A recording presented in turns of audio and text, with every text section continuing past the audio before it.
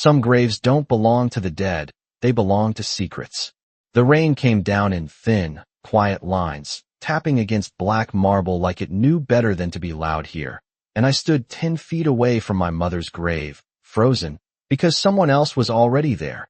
A woman, kneeling like she had every right to be, her shoulders trembling, her hands pressed flat against the stone as if she could still feel warmth beneath it.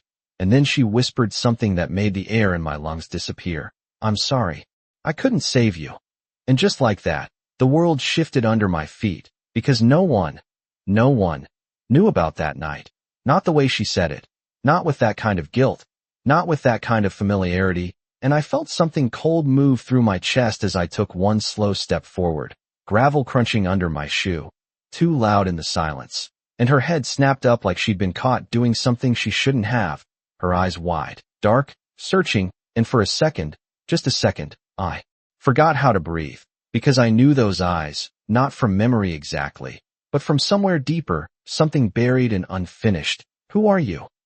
I asked, my voice low, controlled, but sharper than I intended, and she didn't answer, just stared at me like she was trying to decide whether to run or collapse, the rain soaking through her coat, dark curls clinging to her face, and I stepped closer, closing the distance until I could see the way her fingers trembled against the headstone, until I could see my mother's name reflected in her tears. "You don't come here by accident," I said, quieter now, more dangerous.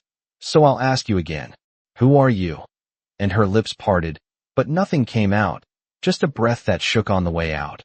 And then she whispered, almost to herself, "I didn't mean for this to happen." And that was it.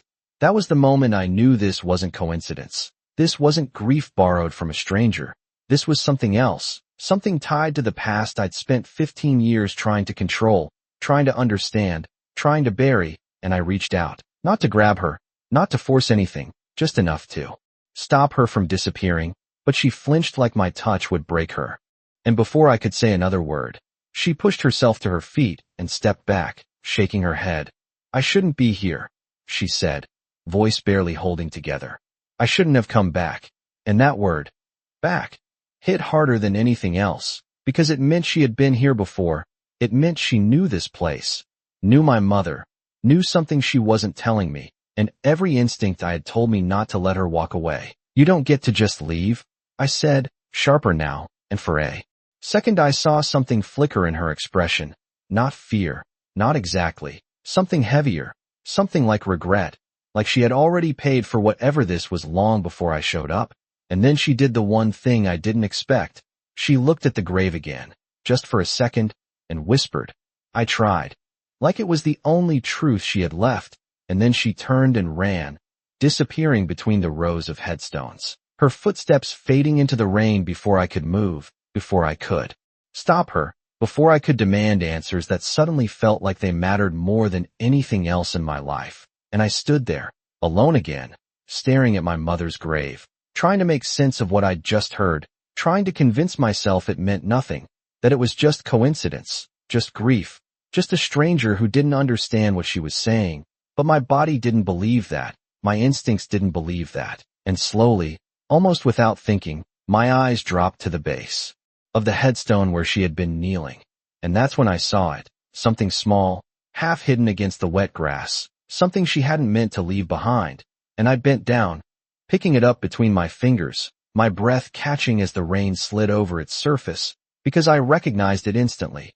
Even after all these years, even after everything that had changed, it was a pendant, delicate, worn, familiar in a way that made my chest tighten, the same pendant my mother had been wearing.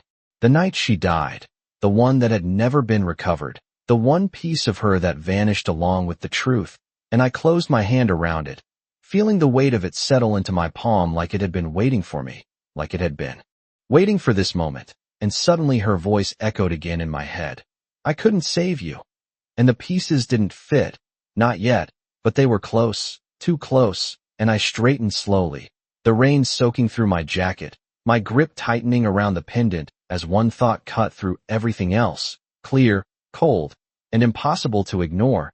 She wasn't just a stranger.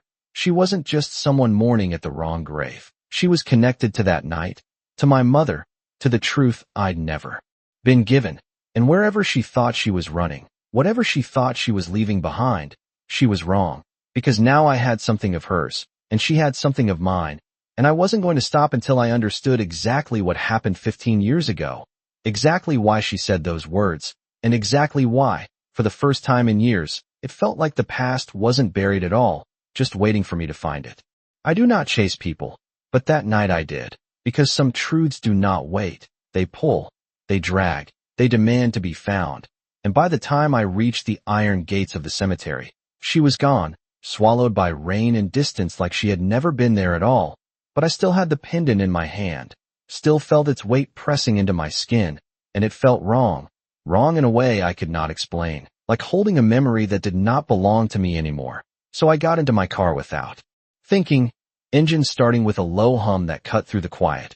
And I told myself I would let it go, that I would drive home, that I would put this back where it belonged and forget the look in her eyes, forget the way her voice broke on those words, forget the way my name had not needed to be spoken for her to know exactly whose grave she was kneeling at. But I did not drive home. I turned left instead of right. Muscle memory overridden by something deeper, something sharper, and I reached for my phone, dialing a number I rarely used unless something mattered, really mattered.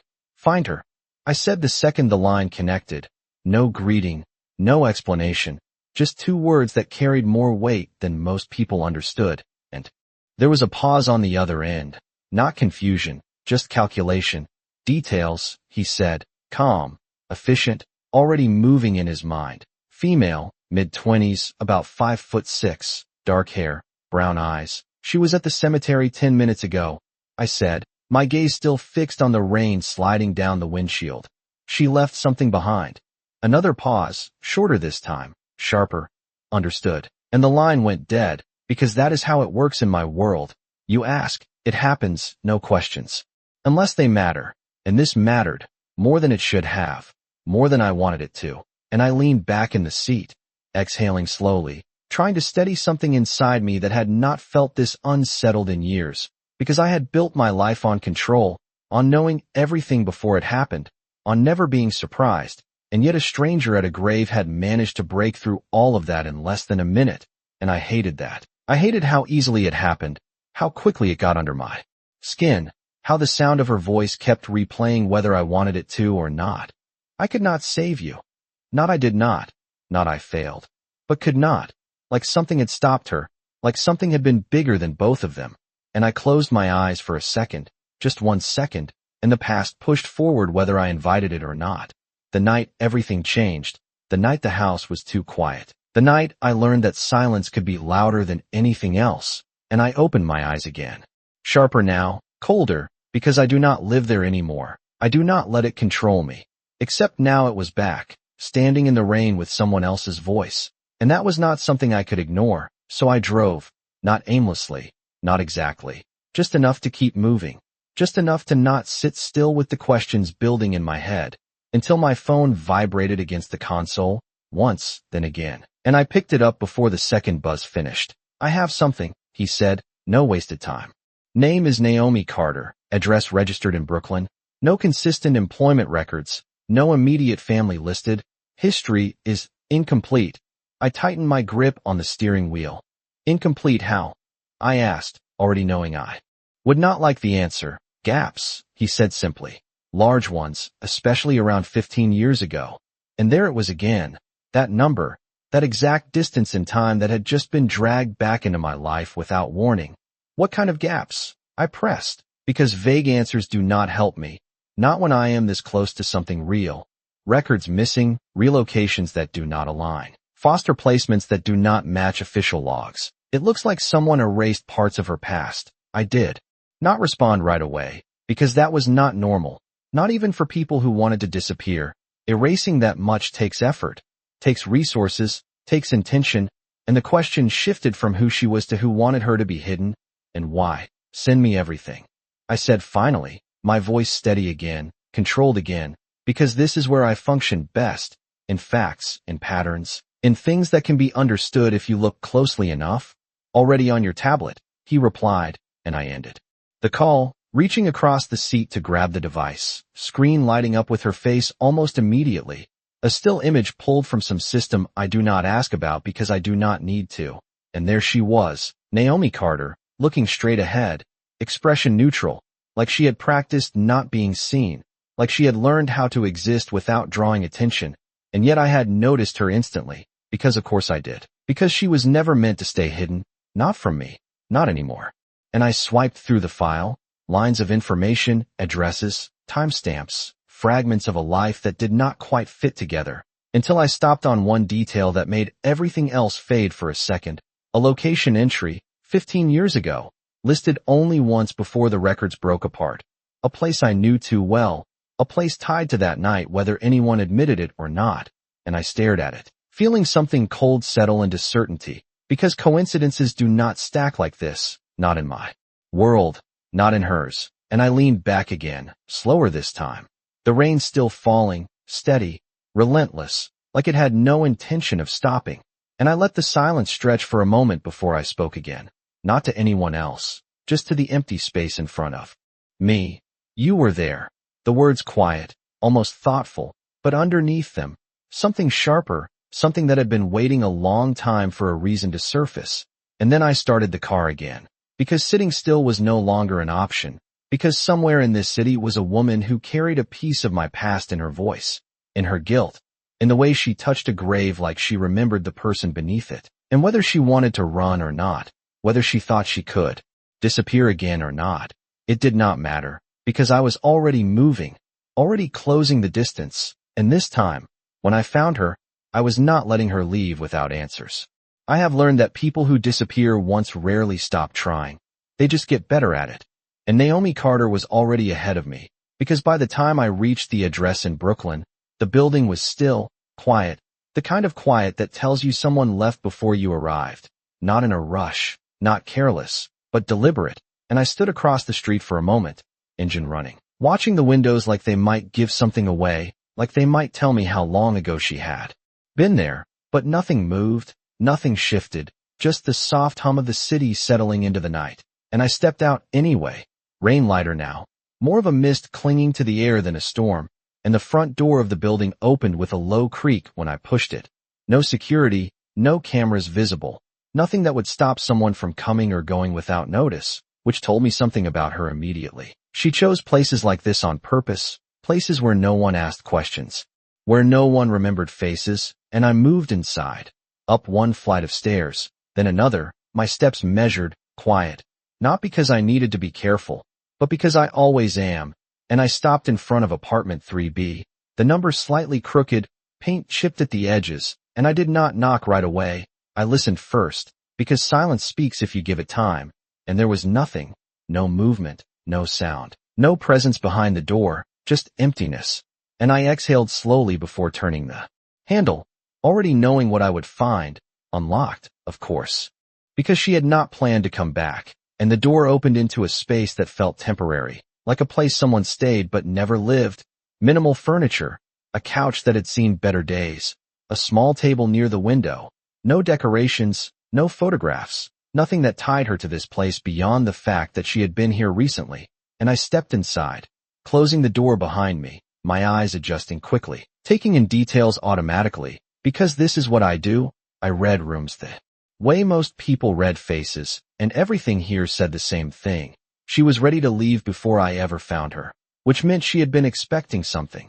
Maybe not me specifically, but something close enough to make her run the moment it appeared, and I moved further in, my gaze landing on the table near the window where a single object sat, out of place in a room that avoided attention, a glass of water, half full, untouched. Condensation still clinging to the outside, which meant she had left less than an hour ago, maybe less, and I reached out, touching the glass lightly, confirming what I already knew, still cool, still fresh, and I looked around again, sharper now, because this was not over, this was just the beginning, and then I saw it, not on the table, not in plain sight, but partially hidden near the edge of the couch, something small, something folded, and I picked it up, unfolding it carefully, a piece of paper, worn at the edges like it had been opened and closed. Too many times, and for a second I did not read it. I just looked at it, because something about the way it fell in my hand reminded me of the pendant, of the grave, of the way everything was starting to connect whether I wanted it to or not. And then I read the first line, and the air shifted again, not as sharp as before, but deeper, heavier. If you are reading this, it means I did not get far enough. I went still, completely still, because this was not random. This was not something she left by accident. This was for me, whether she admitted it or not, whether she realized I would be the one standing here or not. And I continued reading, each word slower than the last. I never meant for you to find me. Not like this, not again. But I think you were always going to. My grip tightened slightly on the paper, not out of anger, not yet, but out of something else, something closer to understanding, because she knew. She knew exactly who I was before I ever said a word, before I ever stepped closer in that cemetery, and I kept reading. You deserve the truth, but I do not know if I am the one who gets to give it to you. And I let out a quiet breath, almost a laugh without humor, because that line alone told me more than any report ever could. She carried this, whatever happened, whatever she believed she had done, she had been carrying it for years, long enough to doubt her own right to speak about it. And I looked down at the rest of the page, the final lines written with a steadiness that did not match the chaos they described. 15 years ago, I was there, not as a witness, not as someone passing by, but as someone who tried, and failed. And I have been living with that failure ever since. If you want answers, do not look for me. Look for the place it started, the place they told everyone to forget. And below that, a single word, underlined, deliberate, unmistakable. The name of a location I had not seen in years, a place buried under official reports and quiet explanations, a place connected to that night in ways no one ever explained to me. And I stared at it for a long second, the paper still in my hand, the room around me fading into the background, because now it was not just about her. It was not just about a woman running from something she could not escape. It was about the truth I had been denied, the truth she had been carrying, and the fact that she had just pointed me directly toward it. And I folded the paper slowly, carefully, slipping it into my jacket pocket beside the pendant. 2 pieces of the same story finally in my possession, and I turned toward the door without hesitation, because there was nothing else for me here, nothing else I needed from this place. She had already given me more than enough. And as I stepped back into the hallway, into the quiet that felt different now, heavier, more charged, one thought settled in completely, clear and unshakable. She was not just running from her past. She was trying to lead me into mine, and wherever that place was, whatever had been hidden there for 15 years, I was going to find it, because this time, the truth was not staying buried. I have been to that place before, but not like this, not with answers waiting instead of questions. And the road felt longer than I remembered, stretching out in quiet miles beyond the city, past the last streetlights, past the last signs that anyone cared what happened out here, until it was just darkness and distance, and the low hum of the engine filling the space around me. And I kept one hand on the wheel, the other resting near my jacket where the pendant and the folded note sat side by side, 2 pieces of something that refused to stay buried. And I told myself this was just another lead. Just another location tied to a past that had already been closed, already been explained in reports and official statements and quiet reassurances that never quite satisfied me. But I knew better than that, because nothing about this felt finished, nothing about her felt accidental. And when the building finally came into view, it did not look like anything important, just an old structure. Set back from the road, worn brick, windows dark, the kind of place people forget exists until they are forced to remember. And I slowed the car as I approached, headlights cutting across the front of it, catching details that felt too familiar, the outline, the angle of the entrance, the way the shadows settled around it like they belonged there. And I stopped the car about 20 feet away, engine idling for a second before I turned it off, letting the silence take over, because silence matters in places like this. It tells you what has changed and what has not. And as I stepped out, closing the door behind me, I felt it immediately. Not fear, not hesitation, something heavier, something closer to recognition, like my body remembered this place before my mind caught up, and I walked forward slowly, each step measured, controlled, until I reached the entrance, the door slightly ajar, just enough to make it clear I was not the first one here tonight. And I paused, not because I needed to think, but because I needed to confirm what I already knew. She had been here. She had come back to the place she told me to find. which meant she was not just running. She was circling something, something she could not leave behind no matter how far she went, and I pushed the door open, stepping inside. The air cooler than outside, carrying a faint scent of dust, and something older, something that had settled here years ago and never quite left, and I stood there for a moment, letting my eyes adjust, letting the shapes in the dark take form. And then I saw it. Not a person, not movement, just space, empty, but not untouched, the kind of empty that still holds presence, the kind that tells you someone was here recently and left in a way that mattered. And I moved further in, my footsteps echoing softly against the floor, each sound controlled, intentional, and as I walked, pieces of memory started to shift into place, not full images, not complete scenes, just fragments, a hallway, a door, a voice I could not quite hear, and I stopped suddenly, because something ahead caught my attention, a light, faint, not from electricity, not from anything artificial, just a reflection, something catching what little light filtered through the broken windows, and I stepped closer, slower now, because this was not about speed, this was about understanding. And when I reached it, I saw what it was, another object, another piece left behind, and I crouched down slightly, picking it up with careful fingers, a small metal key, old, worn, but not random, not something that belonged here without purpose, and I turned it in my hand, feeling its edges, its weight, and then I noticed what I had missed at first, a marking, faint but deliberate, the same symbol engraved on the back of the pendant now resting in my jacket, and I went still, completely still, because that was not coincidence. That was connection, direct, undeniable, and I closed my hand around the key, standing slowly as the realization settled in. She had been here. She had left this for me just like the note, just like the pendant, not by accident, not carelessly, but with intention, like she was guiding me step by step into something she could not say out loud, and I exhaled quietly, looking around the space again, seeing it differently now, not just as a place from the past, but as a map, a path she had already walked and was now forcing me to follow. And I spoke without thinking, the words low, steady, carrying into the empty room. You want me to understand?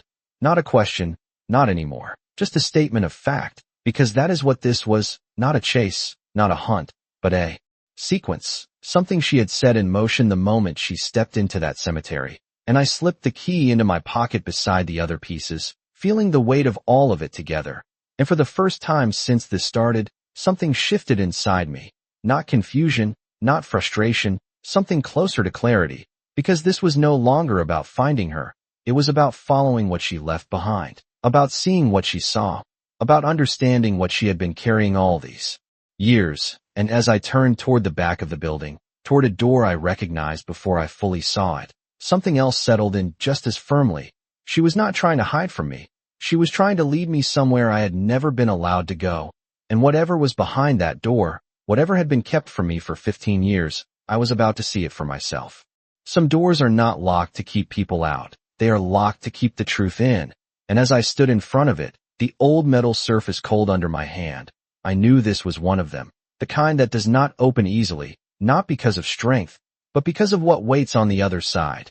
And I reached into my jacket slowly, pulling out the key she left behind, feeling its weight settle into my palm like it had always belonged there, like it had always been meant for this moment, and for a second I did not move. I just stood there, listening to the silence, letting it press in around me, because once this door opened, there would be no going back to what I thought I knew, no returning to the version of the past that had been given to me. And I turned the key anyway, the metal sliding into place with a soft click that sounded louder than it should have, and the lock gave way without resistance, like it had been waiting, like everything had been waiting, and I pushed the door open slowly, stepping into a space that felt different from the rest of the building, not abandoned, not forgotten, but preserved, like time had paused here and never fully resumed. And the air was still, heavier, carrying something I could not name, but immediately recognized. And I took a few steps inside, my eyes adjusting, taking in the details piece by piece, the walls lined with shelves, old files stacked neatly, not scattered, not neglected, but organized with care, with intention, and that alone told me this place had not been left behind. It had been maintained, protected, hidden in plain sight. And I moved closer, running my fingers lightly over the edge of one shelf. The dust thinner here, disturbed more recently than the rest of the building, confirming what I already knew. She had been here, not long ago, maybe even minutes before I arrived, and the thought tightened something in my chest. Not urgency, not fear, something sharper, because for the first time I realized this was not just a trail, it was a sequence she was still part of, still moving through, and I stepped further in, my attention shifting to the center of the room, where a single desk stood, old but sturdy, a lamp resting on top, unlit but positioned.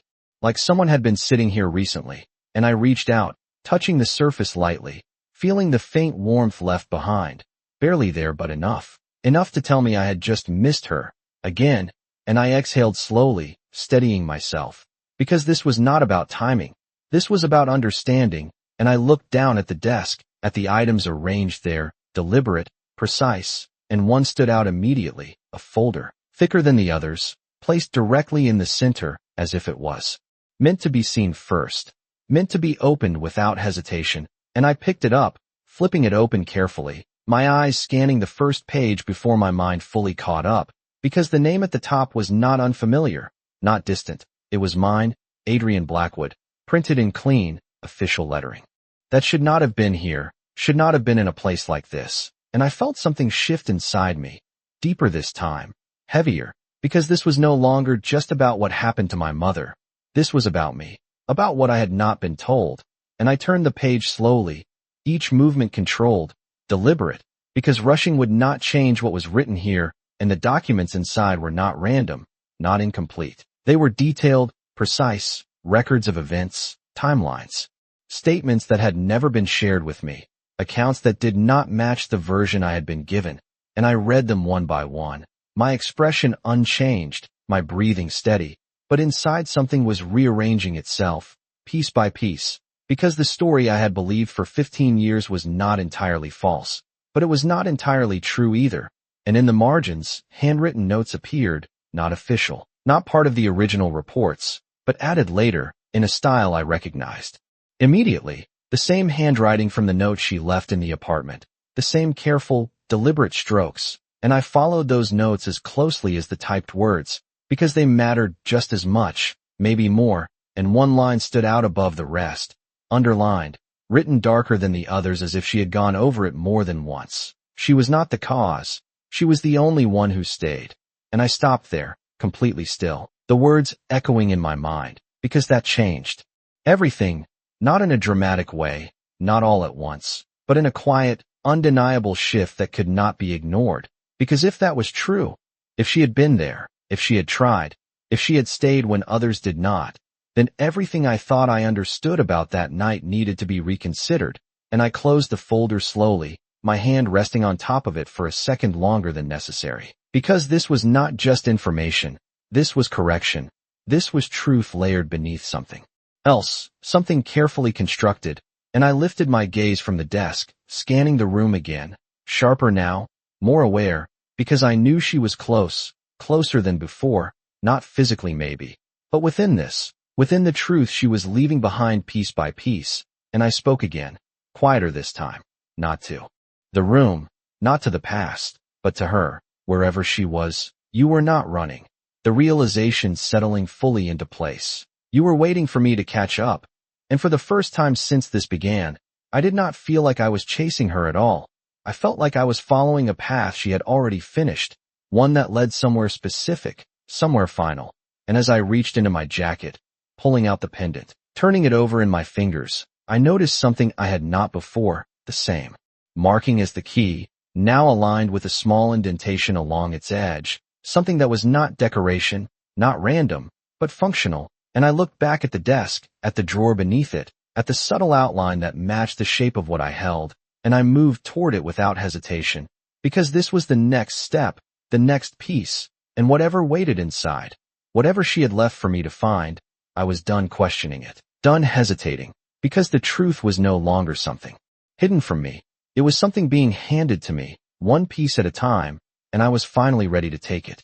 Truth does not arrive all at once. It unfolds, piece by piece, until you realize you have been standing inside it the entire time. And as I stood in front of that desk, the pendant resting in my palm. I felt that shift again, deeper now, heavier, because this was no longer about what I thought I knew. It was about what I had been kept from knowing, and I lowered my hand slowly, aligning the edge of the pendant with the narrow indentation in the drawer beneath the desk, the metal fitting into place with a precision that felt too intentional to ignore. And for a moment nothing happened, just silence, just stillness, and then a soft click echoed through the room, subtle but unmistakable, and the drawer slid open on its own just enough to reveal what had been hidden inside.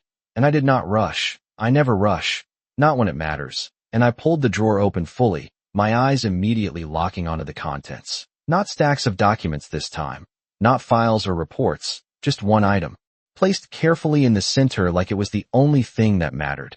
A small recording device, older model, simple, functional, the kind that does not rely on networks or systems, the kind that holds exactly what it is given and nothing more. And I reached for it slowly, lifting it from the drawer, turning it over in my hand, feeling the slight weight of it, the deliberate choice behind leaving something like this instead of written words, and I knew immediately what it meant. This was her voice, not a note, not an explanation filtered through paper, but something direct, something I could not reinterpret or question, and my thumb hovered over the button for a second longer than necessary, because once I pressed it, whatever distance remained between me and the truth would disappear completely, and I pressed it anyway, the device clicking softly as it came to life. A brief pause, a faint static, and then her voice filled the space, quiet, steady, but carrying something beneath it that made it impossible to ignore. If you are hearing this, it means you found everything I left behind. I went still, completely still, because hearing her like this was different, more real, more immediate than anything else. And I listened, every part of me focused. I did not leave those things for you to chase me. She continued, her tone calm, but not detached, like she had practiced this, like she had needed to say it exactly this way. I left them so you would see what I saw, not what they told you. And I felt my grip tighten slightly around the device, not in anger, not in frustration, but in recognition, because that was exactly what this had been, not a chase, not a hunt, but a reconstruction, a way to guide me through something I had never been allowed to understand. 15 years ago, I was there before anything happened. Her voice softened just slightly on those words, not breaking, not losing control, but carrying weight, not as someone important, not as someone anyone would notice, just a kid who happened to be in the wrong place at the right time. I closed my eyes for a second, just long enough to let that settle, because it changed the angle of everything. Not a witness who arrived after, not someone who saw the aftermath, but someone who was there from the beginning, and I opened my eyes again. Sharper now, because this was not about feeling. This was about understanding. Your mother saw me first, Naomi said, and something in my chest shifted, subtle but undeniable, because that was not part of the story I had been told, not even close. She did not ignore me. She did not walk past me like I did not exist. She stopped. She spoke to me. She asked if I was lost. Her voice held something different now, something quieter, almost reflective, and I remember thinking she was the first person who actually looked at me like I mattered. I exhaled slowly, my focus narrowing, because this was not just information. This was perspective, something I had never been given, something that made the version of my mother I knew feel incomplete. When everything changed, I did not understand what was happening. She continued, steady again. I just knew she told me to stay close, to stay where she could see me. And I felt that again, that shift, because this was no longer about events. It was about choices, about actions that had not been recorded the way they should have been. I tried to help, she said, and there it was again, that word, tried, not failed, not caused, tried. But I was a kid. I did not know what to do. I did not know how to fix anything. And when it was over, when everything went quiet, I thought it was my fault, because I was the only one still there. My hand tightened slightly, not enough to show, but enough to feel, because that line from the file echoed again in my mind. She was not the cause. She was the only one who stayed, and now I was hearing it in her own voice, in her own understanding of what happened, and I listened as she continued, slower now, more deliberate. They told me to forget. They told me I had not seen anything that mattered, that I was just a kid who got confused, and I believed them for a long time, because it was easier than carrying it. There was a brief pause, not silence, but something close to it, like she was choosing her next words carefully. But I never forgot her, and that landed differently than everything else, because it was not about guilt, not about confusion, it was about memory. About something she refused to let go of. So when I found out who you were, when I realized what they had not told you, I knew I could not stay hidden anymore. I felt something settle into place at that, something final, because this was not coincidence, this was not chance. She had found me as much as I had found her, maybe even more. You deserve to know what she did that night, Naomi said, her voice steady again, stronger now. Not what they wrote in reports, not what they decided was easier to believe, but what actually happened. I looked around the room without thinking, the shelves, the files, the space that had held this truth for years, hidden but intact, and I understood then, fully, this was never about exposing something new. It was about uncovering something that had been deliberately buried. I did not save her, she finished, her voice softer now, but not broken, not weak, just honest. But she saved me, and I think you should know that. And then the recording ended, the device clicking softly as silence returned, heavier now, fuller, because it carried everything she had just said, and I stood there for a moment, not moving, not speaking, just holding the device in my hand as the last of her words settled into something real, something undeniable. And when I finally opened my eyes again, there was no confusion left, no uncertainty about what this was. This was the truth. Not the version given to me, not the version written down, but the one that had been carried, protected, and finally handed back. And I closed my hand around the recorder, steady, certain, because now I understood why she ran, why she left pieces instead of answers, why she made me follow instead of telling me everything at once. Because this was not something you hear, it was something you had to walk through, step by step, until you reached the point where there was nothing left to question. And as I turned toward the door, one thought stayed with me, clear and unshakable. I was not looking for her anymore. I already knew exactly where she would be. Some people run to escape the past, but others return to it because they have nowhere else left to go. And as I stepped out of that building, the recording still echoing in my mind, I realized Naomi Carter was not hiding anymore. She was finishing something she had started the moment she walked back into my life. And I stood there for a second in the cool night air, letting the silence settle around me. Not empty this time, not uncertain, but clear, because for the first time since this began, I understood her direction, not just physically, but emotionally. And there was only one place that made sense now, only one place where everything began and where everything would end. And I got back into the car without hesitation, the engine starting smoothly as my hands settled on the wheel, steady, controlled, but different now, because I was not chasing answers anymore. I had them, or at least enough of them to see the shape of the truth, and what remained was not a mystery. It was a confrontation, not with her, but with everything that had been left unsaid between us for 15 years, and the drive back felt shorter. Faster, not because of speed, but because my mind was no longer scattered. It was focused, each thought aligned with the same conclusion.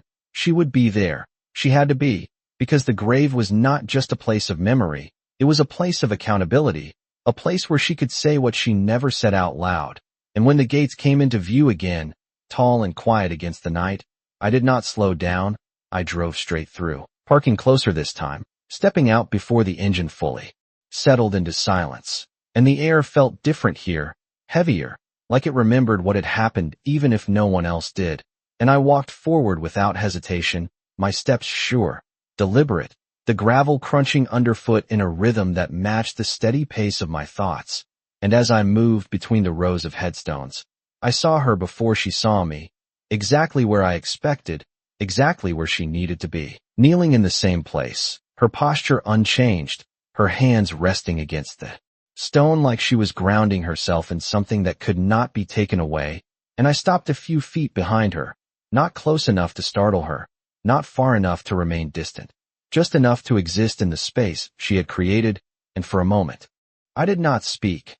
I let the silence sit between us, not tense, not fragile, but real, because this was not about control, not about power, not about forcing anything from her. This was about truth, and truth does not respond to pressure. It responds to presence. And after a few seconds, she spoke first, her voice soft but steady, like she had known I would come back, like she had been waiting for it. You found it. Not a question, just acknowledgement. And I let out a quiet breath before answering. You wanted me to. And she nodded slightly, not turning to face me yet, her gaze still fixed on the name carved into the stone, and I watched her for a moment, really watched her this time, not as a stranger, not as someone I needed answers from, but as someone who had been carrying something for longer than she should have, and I stepped closer, closing the distance just enough to stand beside her, my eyes dropping to the grave. Then back to her.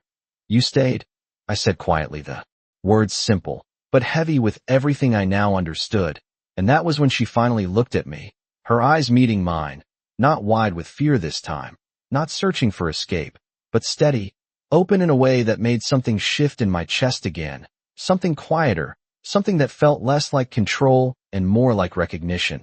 I did, she said, and there was no hesitation in it, no apology, just truth, and I nodded once, because that mattered, more than anything else she could have said.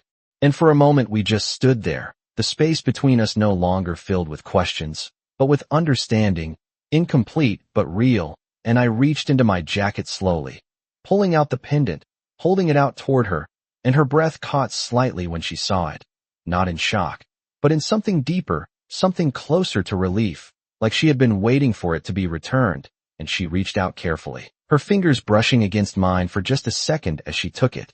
The contact brief but grounding, and she looked down at it in her hand, her thumb tracing the edge like she remembered every detail, every moment tied to it.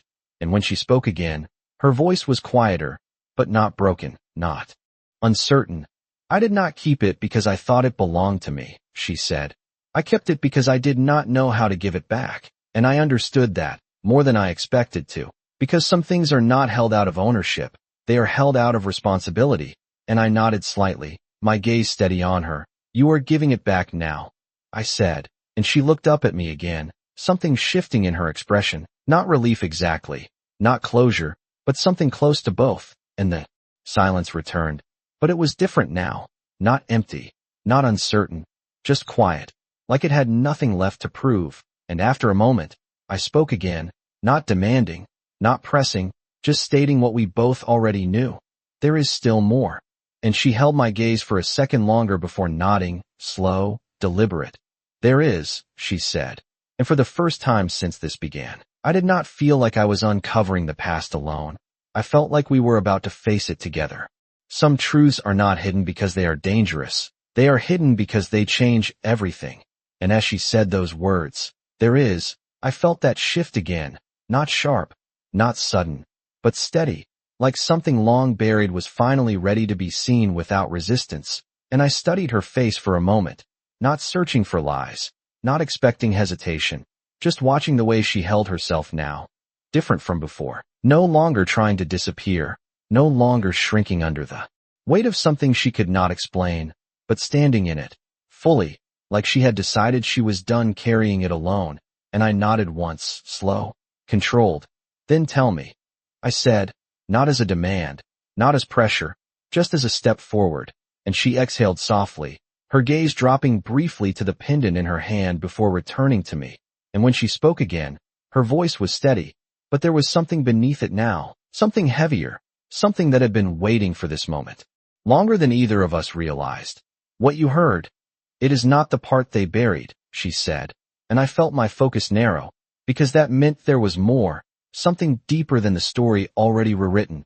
It is the part they replaced, she continued, and that word lingered, replaced, because that meant something had been taken out, something had been removed deliberately, and something else had been put in its place, and I held her gaze, silent, letting her continue at her own pace, because rushing this would only break it, and she looked back at the grave for a second before speaking again, quieter now, but no less certain.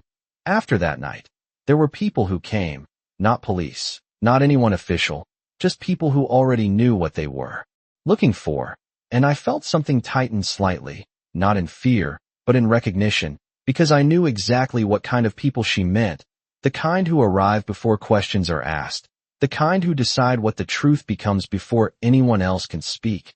They spoke to me, she said, her fingers tightening slightly around the pendant.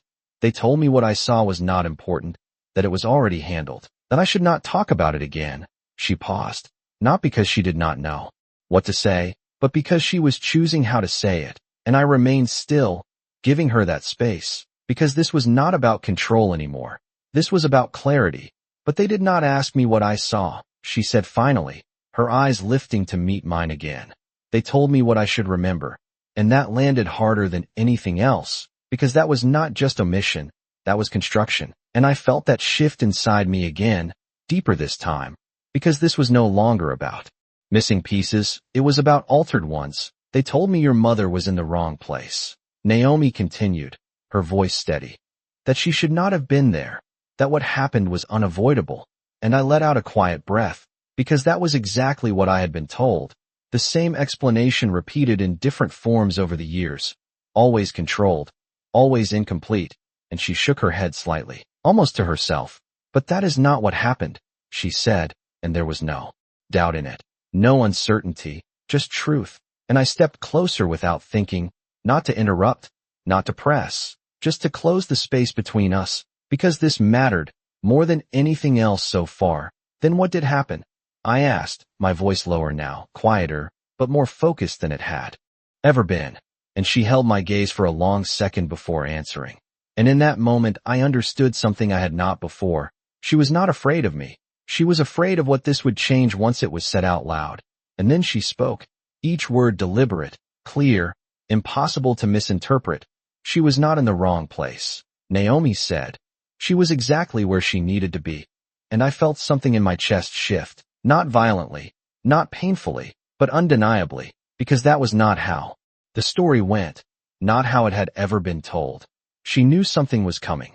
Naomi continued, her voice steady but quieter now, like she was stepping carefully through memory. I did not understand it then, but I do now. She was not there by accident. She was there because she chose to be. And I did not respond. I did not interrupt. I let the weight of that settle fully, because that changed everything. Not just the event, but the intention behind it. She saw me before anything started. Naomi said again, softer now, and she stayed close, not because she had to, but because she wanted to make sure I was safe. And I felt my hand tighten slightly at my side, because that aligned with what I had heard in the recording. But hearing it now, here, standing in front of her grave, it carried something different, something more immediate. When everything changed, Naomi continued, her voice steady despite the memory behind it. She did not leave. She did not step away, even when she could have.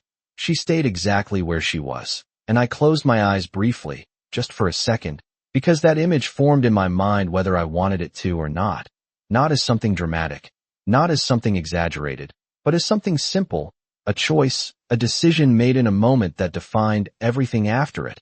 And I opened my eyes again, looking at Naomi, seeing her differently now, not as someone tied to my past by accident, but as someone who had been placed in it for a reason. They told you she should not have been there, Naomi said quietly. But the truth is, if she had not been there, I would not be here. And that was it. That was the moment everything settled, not loudly, not dramatically, but completely, because this was not about what had been taken from me. It was about what she had chosen to give, something that had never been part of the story I was told. And for a moment neither of us spoke, the silence stretching between us, not empty, not uncertain, just full, because it carried everything that had just been said. And as I looked at the name on the stone again, something inside me shifted into something steadier, something clearer, because for the first time, I was not looking at a loss. I was looking at a decision, and I turned back to Naomi slowly, my voice quieter now, but more certain than it had ever been. They did not just hide the truth, I said. They replaced it with something easier to accept. And she nodded once, slow, deliberate. Yes, she said. And for the first time since this began, I understood exactly what that meant. The most dangerous lies are not the ones people tell you. They are the ones you build your life around. And as her words settled into the quiet between us, I realized something I had never allowed myself to consider before, not because it was impossible, but because it was inconvenient, because it did not fit the structure I had created to make sense of everything. And I looked at the grave again. at the name carved into stone that I had visited for years with a version of the truth that now felt incomplete. And I let out a slow breath, not heavy, not broken, just controlled, because that is what I do. I take what I am given and I make it usable. But this was different. This was not just new information. This was a shift in meaning. And I turned back to Naomi, studying her expression, not searching for hesitation, but confirming something I already knew. She was not guessing. She was not remembering incorrectly. She was certain, and that mattered more than anything else. Why would they change it? I asked quietly, not because I did not have theories, but because I wanted to hear how she understood it, how she had lived with it. And she held my gaze for a moment before answering, her voice calm, but carrying something beneath it that had been shaped over years, because the truth was not convenient. She said, and I almost nodded before she continued. And because your mother made a choice they could not explain without raising questions they did not want answered. And there it was again, that word, choice, not accident, not circumstance, but intention, and I felt something align in my mind, pieces that had never quite connected before now fitting together in a way that made sense, not because it was easier, but because it was clearer, and I let my gaze drift briefly across the cemetery. The rows of stones, the quiet that surrounded all of it. And I thought about how many stories here were simplified, reduced to something easier to carry, something easier to accept. And then I looked back at her. What kind of questions? I asked, and she hesitated for just a second, not because she did not know, but because she was choosing how much to say. And that hesitation told me everything I needed to know. There was more, something she had not fully explained yet, something that mattered just as much as everything else. And when she spoke again, her voice was quieter, more deliberate. Questions about who she was protecting, she said, and I felt that, not as a shock, not as something that disrupted everything, but as something that clarified it, because that aligned with everything else, with the choice, with the presence, with the way she had stayed when she could have left, and I did not respond right away. I let that settle, because this was not about reacting. This was about understanding, and I stepped slightly closer, my voice lower now, more focused. She was not just protecting you, I said, and Naomi's eyes shifted slightly, not in surprise, but in recognition, like she had been waiting for me to reach that conclusion on my own, and she nodded slowly. No, she said, and that single word carried more weight than anything else, because it confirmed what I had just begun to see. This was not isolated. This was not random. This was part of something larger, something that had been controlled, adjusted, rewritten. And I looked down briefly at the pendant in her hand, the way she held it, not like an object, but like something that carried meaning beyond its surface, and I spoke again, quieter now, but more certain. She knew something bigger was happening. And Naomi's expression softened just slightly, not in emotion, but in acknowledgement. Yes, she said again, and for a moment the silence returned, but it was not empty. It was full of everything that had just been uncovered. Everything that had been left unsaid for years, and I felt something shift inside me, not dramatically, not violently, but steadily, like a foundation being adjusted to support something more accurate, more real. And I realized then that this was not about rewriting the past, it was about correcting it, about seeing it as it actually was instead of how it had been presented. And I looked at her again, my voice steady, controlled, but carrying something new, something that had not been there before. You have been carrying this alone, I said, not as a question, not as sympathy, just as a fact, and she exhaled softly, her gaze dropping for a moment before returning to mine. I thought I had to, she said, and that answer was simple, but it explained everything. Because when you are told something enough times, when you are left with pieces that do not fit and no one willing to explain them, you start to believe that holding it alone is the only option, and I nodded slightly, because I understood that, not from her perspective, but from my own, from years of accepting a version of events that never fully satisfied me, but was presented as complete, and I shifted my stance slightly, not away from her, but closer, more aligned, because this was no longer a distance between us. This was something we were standing inside together, and I spoke again, quieter now, but more certain than anything I had said so far. You are not carrying it alone anymore. And she looked at me for a second, really looked at me, like she was trying to decide whether to believe that, whether to trust that this was not going to be taken away from her the way everything else had been, and I held her gaze, steady, unchanging, because this was not something I would take back. Not now, not after everything that had been uncovered. And after a moment, she nodded, small, but real, and that was enough. And I let the silence settle again.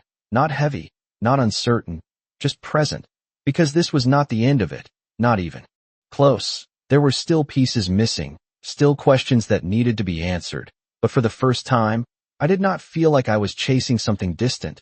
I felt like I was standing at the center of it, and as I looked at the grave one more time, then back at Naomi, one thought remained clear, steady, and impossible to ignore. The truth had not just been hidden from me, it had been waiting for me to see it the right way. Power does not always come from control. Sometimes it comes from knowing when to stop controlling, and as I stood there beside her, the weight of everything we had uncovered settling into something steady, something real, I realized this was not just about the past anymore. It was about what came next, and that was something neither of us had fully said out loud yet. And I looked at Naomi carefully, not as someone I had tracked, not as someone tied to a mystery, but as someone who had been standing at the center of it long before I arrived. And I spoke quietly, but with intention. If they replaced the truth once, they can do it again. And she did not look surprised, did not react like it was a new thought. She simply nodded, like she had already considered it, like she had already been living with that possibility long before I ever stepped into this. That is why I never stayed anywhere too long, she said, her voice calm, but carrying something beneath it, something shaped by experience, not fear, because I never knew when someone would come back to correct what I remembered.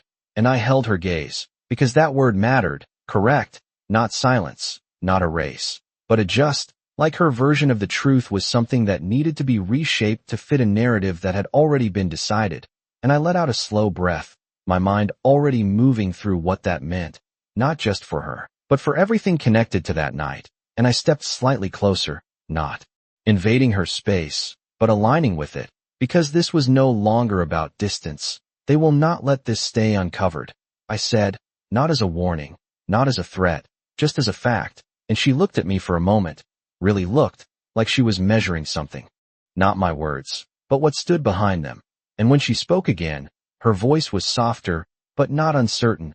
I know, she said, and for the first time since this began, I saw something shift in her expression, not fear, not doubt, but something else, something closer to acceptance, like she had already decided what she was willing to risk. And I studied her for a second longer, because that mattered. Because this was not just about truth anymore.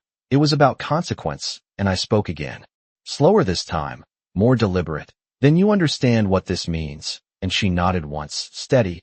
It means I cannot go back to pretending I do not remember, she said. And there was no hesitation in it, no uncertainty, just clarity, and I felt something settle into place at that. Because this was not a situation where one person moved forward and the other stepped back. This was something that required both of us to stand in it, fully, without retreat, and I glanced briefly at the grave. Again, then back at her, my voice quieter now, but more certain than anything I had said before. You should not have had to carry this alone. And she exhaled softly, her fingers tightening slightly around the pendant before relaxing again. I thought I was protecting something by staying quiet, she said, and I understood that, because silence can feel like protection when you do not know who you can trust with the truth. And I nodded slightly, not dismissing it, not correcting it, just acknowledging it. And then I spoke again, more firmly this time, not harsh, but grounded.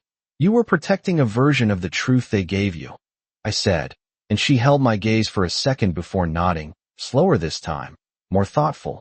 Yes, she said. And the simplicity of that answer carried more weight than anything else, because it confirmed what we both now understood. This was never just about what happened. It was about what had been allowed to exist after it. And I shifted my stance slightly, my attention moving beyond just her, beyond just this moment, because this was not isolated. This was connected to something larger, something that had been carefully managed for years. And I spoke again, quieter now, but sharper. If they changed the story, it was not just to protect themselves. And she watched me closely, not interrupting, not questioning, just listening. And I continued. It was to protect whatever your mother was trying to stop. And there it was, the next layer, the one that had been sitting just beneath everything else, waiting to be acknowledged, and Naomi's expression shifted slightly, not in surprise, but in recognition, like she had already reached that conclusion but had not said it out loud yet, and she nodded slowly. "That is what I think too," she said. And I felt that settle into place immediately, because it aligned with everything else, with the presence, with the choice, with the way the truth had been altered instead of simply hidden, and I looked at her for a moment, considering, not what had happened, but what needed to happen next, and I spoke again, more direct now, more grounded in the reality of what we were dealing with.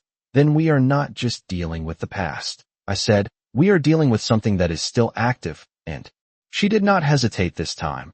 She did not pause or reconsider. She simply nodded. "Yes," she said again, and that was enough, because it confirmed everything. And I let the silence return for a moment, not empty, not uncertain, just present, because this was the point where things changed, not emotionally, but structurally, where understanding turned into direction, and I reached into my jacket slowly, pulling out the recording device, holding it in my hand as a reminder of what had already been uncovered, what had already been said, and I looked at her again, my voice steady, controlled, but carrying something new, something that had not been there before, something closer to resolve. "They rewrote the past," I said, "but they do not get to decide what happens next." And she held my gaze, not surprised, not uncertain, just present, and after a moment, she nodded, small but firm. "No," she said, and for the first time since this began, I felt something settle completely into place. Not just understanding, not just clarity, but direction, because this was no longer about uncovering what had been hidden, it was about deciding what to do with it. And as I looked at her, standing there not as someone running, not as someone hiding, but as someone ready to face what came next, one thought remained steady and unshakable. Whatever this becomes, we are already in it together. Not all wars begin with a decision. Some begin the moment you realize you can no longer stand still. And as we stood there in the quiet of the cemetery, something shifted between us again, not in tension, not in uncertainty, but in alignment, like two separate paths finally recognizing they were heading toward the same place. And I looked at Naomi, really looked at her, not as someone who had been part of my past, but as someone who now stood inside my present, and I spoke quietly, but with clarity. "If this is still active, then they are already watching for it." And she did not hesitate, did not question the assumption. She simply nodded, like it was something she had already accepted long ago. "They always are," she said, and there was no fear in it, no panic, just awareness, the kind that comes from living with something long enough that it becomes part of how you move, how you think, how you exist. And I studied her for a moment, because that mattered, because awareness without direction leads nowhere. And I shifted slightly, my stance more grounded now, more deliberate. "Then we need to move before they do," I said, and she held my gaze, not surprised, not resistant, just considering, and after a second, she nodded again, slower this time, more thoughtful. "I was hoping you would say that," she replied, and there was something in her tone that made me pause, not because it was unexpected, but because it confirmed something I had already begun to suspect. She had not just been waiting for me to understand the truth, she had been waiting for me to decide what to do with it. And I let out a quiet breath, not heavy, not uncertain, just steady, because this was no longer about uncovering anything. This was about action, and I looked around briefly, the cemetery stretching out in quiet rows, the night still holding everything in place, and then I turned back to her. "Where do we start?" I asked, and she did not answer immediately, not because she did not. No, but because she was choosing how to explain it, and that pause told me this was not simple, not straightforward. And when she finally spoke, her voice was calm, but there was something beneath it, something that had been building for years. "There is one thing they never accounted for," she said, and I felt my focus narrow slightly, because that was not a statement made lightly, not in a situation like this. "They assumed I would forget everything," she continued, "but I did not." And I nodded slightly, because that much was already clear, already proven. "So I started paying attention," she said. And there it was, the shift, the part of the story that had not been spoken yet, The part where she stopped being just a witness and became something else, something active, and I stepped a little closer, not interrupting, just signaling that I was listening, fully, and she continued, her voice steady, but more deliberate now. I kept track of things that did not make sense, she said. Names that appeared where they should not. Places that connected when they were not supposed to. People who showed up in different stories with the same patterns. And I felt something click into place at that. Because that was not random observation. That was structure. That was someone building a map out of fragments. And I studied her expression. Because this mattered. Because this was not just about what she had seen. It was about what she had done with it. You built something out of it, I said, not a question, just recognition, and she nodded. A small, almost hesitant motion, like she was still not used to saying it out loud. I had to, she said, because if I did not understand it, then I would never know why she was there. And that landed differently, not as information, but as motivation, because everything she had done, everything she had carried, it was not just about guilt. It was about understanding the choice that had been made that night. And I nodded once, slower this time, because that made sense, because that aligned with everything else, and I spoke again, more focused now. And you found something, I said, and she held my gaze for a second before answering. I found enough to know it was not isolated, she said, and that confirmed what we had already begun to see, that this was not just one event, not just one moment, but part of something larger, something structured, something ongoing. And I felt that settle into place. Immediately, because that meant we were not stepping into the unknown. We were stepping into something that already existed, something that had been operating without interruption for years, and I let out a slow breath, steady, controlled, because this was not something you react to. This is something you move through carefully, deliberately, and I looked at her again, my voice quieter now, but sharper. Then you know where it connects, I said. And she hesitated for just a second, not in uncertainty, but in wait, because this was the point where everything shifted from understanding to action, and when she spoke again, her voice carried that weight clearly. There is a network, she said, not one group, not one place, but something that overlaps, something that moves through different systems without being seen as one thing. And I felt that immediately, because I had seen it before, not clearly, not completely, but enough to recognize the pattern she was describing, and I nodded slightly, because that was not unfamiliar. That was something I had encountered in fragments over the years, something I had never fully connected until now, and I spoke again, more direct now. And my mother was trying to stop it. And she nodded, firm this time, no hesitation. Yes, she said.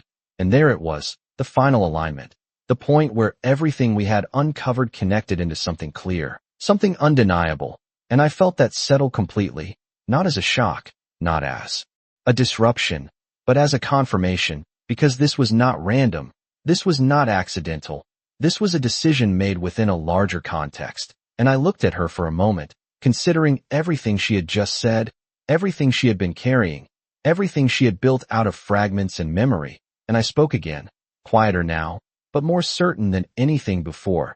Then we are not just uncovering the past, I said. We are stepping into what she left unfinished. And Naomi held my gaze. Steady, unflinching, and after a second, she nodded, slow and deliberate. Yes, she said again. And for the first time since this began, I understood exactly what that meant. Not just in theory, not just in possibility, but in reality, because this was no longer a question of whether we would act. It was a question of how far we were willing to go. And as the silence settled around us once more, not empty, not uncertain, but full of everything that had just been said, one thought remained clear, steady, and impossible to ignore. This was never just her story or mine. It was something we had both been pulled into, something that had been waiting for us to see it clearly, and now that we did, there was no stepping away from it. Some endings are not loud. They do not announce themselves with chaos or finality. They arrive quietly. In the moment you realize there is no version of you that can walk away anymore. And as her words settled into the space between us, the weight of what we had stepped into becoming something solid, something undeniable, I understood that this was no longer a question of whether we would act. It was a question of how we would carry it forward without losing what made it matter in the first place. And I looked at Naomi, not as someone who had been pulled into this, but as someone who had chosen to stay in it long before I understood why. And I spoke quietly, but with intention. If this is a network, then it is not just about finding it. It is about understanding how it survives. And she nodded slowly, her expression thoughtful, like she had already walked through that same realization on her own. It survives because no one sees it as one thing, she said, her voice calm, steady. Everyone only sees the part that touches them. And I felt that settle immediately, because that explained everything. The fragmentation, the way pieces never seem to connect, the way the truth could be adjusted without anyone noticing the full picture. And I exhaled slowly, my mind already shifting from what had been to what needed to happen next. Then we do not approach it as one thing, I said, and she looked at me, her gaze sharpening slightly, not questioning, but aligning. We approach it the same way it exists, I continued, in pieces, and there was a brief pause, not silence, but recognition, and then she nodded again, more firmly this time.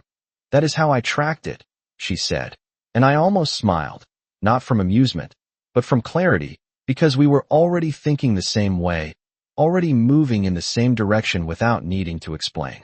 Every step, and I shifted slightly, my stance more grounded now, more deliberate, because this was no longer theory, this was structure. Show me what you found, I said, and she hesitated for just a second, not because she did not want to, but because she understood what that meant, that once she showed me everything, there would be no version of this where we could step back. And I held her gaze, steady, not pushing, not rushing, just present, because this had to be her choice as much as mine. And after a moment, she nodded, small but certain. Not here, she said, glancing briefly around the cemetery. This place is for remembering, not planning. And I understood that immediately, because some spaces carry weight that should not be disrupted, and I nodded once in agreement. Then where? I asked, and she looked at me for a second longer, like she was deciding how much to trust what we had built in such a short time. And then she spoke, quieter now, but clear. There is somewhere I have been keeping everything, she said, not connected to me, not traceable, just a place where I could put the pieces together without anyone noticing. And I felt something settle into place at that, because that was exactly what we needed, not visibility, not exposure, but control over how we moved forward. And I stepped back slightly, giving her space, but not distance. Then we go there, I said, and she nodded, turning slightly away from the grave, her hand lingering on the pendant for just a second longer before letting it fall back into her palm.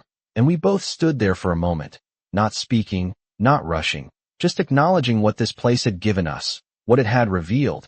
And then we turned, almost at the same time, stepping away from the past and into something that had not yet been defined.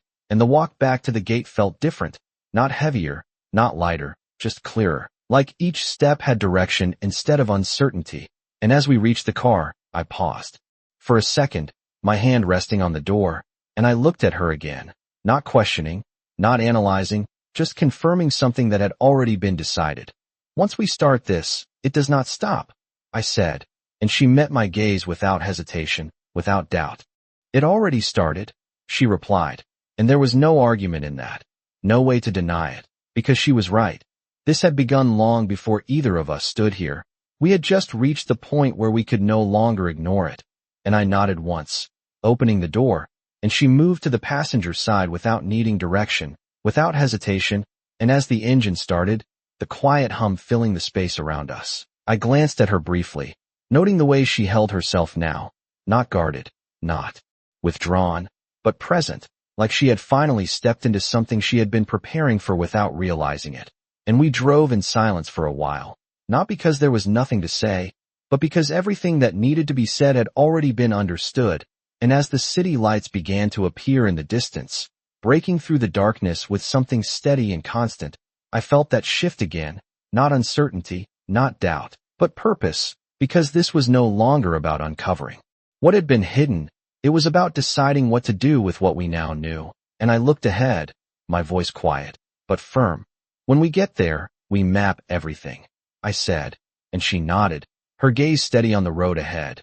Everything, she echoed, and that was enough, because for the first time since this began, there was no confusion left, No missing pieces that prevented movement, only direction, only intention. And as the car moved forward, carrying us away from what had been buried and toward what had been waiting, one thought remained clear, steady, and impossible to ignore. The truth was no longer hidden. It was ours to carry, and what we did with it would decide everything that came next. The truth does not end when you find it. It begins when you decide to live with it. And as the car slowed to a stop in front of a building that looked like it had nothing to offer, no sign, no name, just another quiet structure folded into the edges of the city, I understood that this was where everything shifted from understanding into action, and Naomi stepped out first, not hesitating, not looking back, just moving forward with a certainty that told me this place mattered more than anything she had shown me so far, and I followed, closing the door behind me as the night settled around us. Quieter here, more contained, and she led the way inside, through a narrow hallway, up one flight of stairs, then another, until we reached a door that looked no different from the rest. But she stopped there, her hand resting briefly against the handle like she was acknowledging something. Not fear, not doubt, but the weight of everything behind it. And then she opened it, stepping inside. And I followed, and the moment I crossed that threshold, I saw it. Not in fragments, not in pieces, but in structure. The room was filled with it. Walls covered in notes, maps, connections drawn in lines that intersected and separated with precision, names written and crossed out, places marked and linked in ways that made sense only if you had lived inside it long enough to understand the pattern. And I stood there for a second, taking it in, not overwhelmed, not surprised, but recognizing what it was, not chaos, not obsession, but work, careful, deliberate work built over time. And I stepped further in, my eyes moving across the walls, tracing the connections, seeing how everything aligned, how nothing was random, how every piece had a place. And I let out a slow breath, not heavy, not uncertain, just steady, because this was what we needed, not guesses, not assumptions, but something real, something built from observation and understanding. And I turned slightly, looking at Naomi, who was already moving through the space, adjusting something on the wall, shifting a note slightly to align with another. Like this was not just a room, but something she maintained, something she lived inside in a way that made it real. And I spoke quietly, but with certainty. You did not just track it, I said, you mapped it. And she glanced at me briefly, her expression calm. But there was something there, something that acknowledged the effort behind it without needing recognition. It was the only way to see it clearly, she said, and I nodded once. Because that made sense. Because when something is designed to remain unseen, the only way to understand it is to rebuild it from the outside in. And I stepped closer to one section of the wall, my gaze narrowing as I followed a line from one point to another, recognizing patterns that had never been obvious before, connections that had existed just outside of perception. And I spoke again, more focused now. This is not random, I said, and she shook her head slightly. No, she replied. It repeats, just in different forms. And I felt that settle into place immediately, because repetition means structure, and structure means intention. And I turned back to her, my voice steady, controlled, but sharper now. Then we do not disrupt it, I said. We move through it. And she held my gaze for a second before nodding, slower this time, more deliberate. That is the only way, she said. And for a moment the silence returned. But it was not empty. It was full of direction, full of possibility. And I reached into my jacket, pulling out the recording device, placing it carefully on the table in the center of the room, not as evidence, not as proof, but as a reminder of what this was built on. Not speculation, not theory, but truth. And I looked at her again, my voice quieter now, but more certain than anything before. We start here, I said, and she nodded, stepping closer, her gaze moving across the wall with a familiarity that told me she already knew where to begin. And for a moment we stood there side by side, not as two separate people pulled into the same situation, but as two parts of something that had already begun long before either of us fully understood it. And I let my gaze move across the room one more time, taking in the full picture, the connections, the structure, the path forward that was now clear in a way it had never been before. And I realized something then, something simple but undeniable. This was not just about finishing what my mother started.